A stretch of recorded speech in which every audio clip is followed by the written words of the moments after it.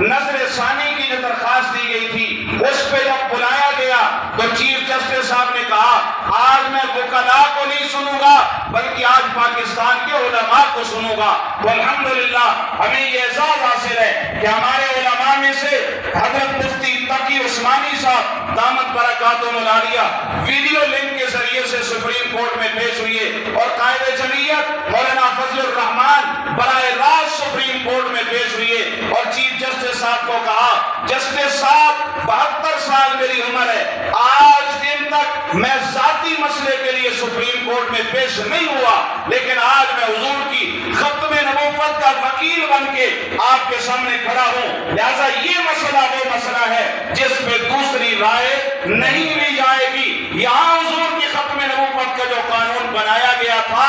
اس کی پاسداری ہوگی تو ملک میں امن ہوگا۔ الحمدللہ اللہ کے فضل و کرم سے دیگر جماعتوں کے علماء کرام بھی تشریف لائے، ہمارے جتنے وہاں پہ لوگ گئے اللہ تعالیٰ سب کو جزائے خیر عطا فرمائے۔ بالآخر آپ حضرات کی دعاؤں کی برکت سے، آپ کی آواز کی برکت سے ملک پاکستان کے سپریم کورٹ نے اور جسٹس صاحب نے اپنا فیصلہ واپس لیا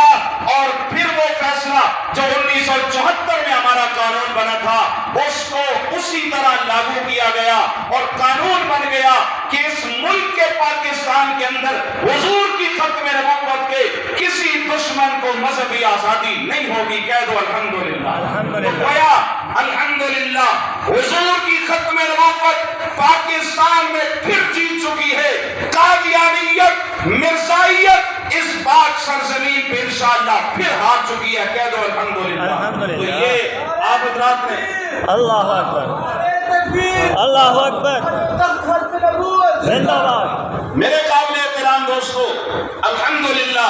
یہ جو آپ نے آواز بلند کی ہے، لوگ کہتے ہیں نا ہماری اس آواز سے کیا بنے گا، الحمدللہ اس کا یہ نتیجہ نکلتا ہے۔ پھر بعض لوگ کہتے ہیں مولویوں نے اسمبلیوں میں جا کے کیا کرنا ہے، اس کا یہ نتیجہ نکلتا ہے۔ میرے قابل احترام دوستو، الحمدللہ ہم اپنے تمام علماء کو بھی سلام پیش کرتے ہیں، پاکستان کی عوام کو بھی سلام پیش کرتے ہیں جنہوں نے اس مسئلے میں اپنی آواز بلند کی اور آج الحمدللہ ثم الحمدللہ اللہ کے فضل و کرم سے وہ قانون اسی طرح بحال ہوا کہ حضور کی ختم نبوت کا منکر کافر، حضور کی ختم نبوت کے منکر کو پاکستان میں کوئی مذہبی آزادی نہیں دی جائے گی۔ آپ بھی اس پہ اللہ کا شکر ادا کرتے ہیں نا الحمدللہ کہ ہمارا ملک بڑے حادثے سے بچا، اس لیے کہ یہ مسئلہ کوئی ایسا مسئلہ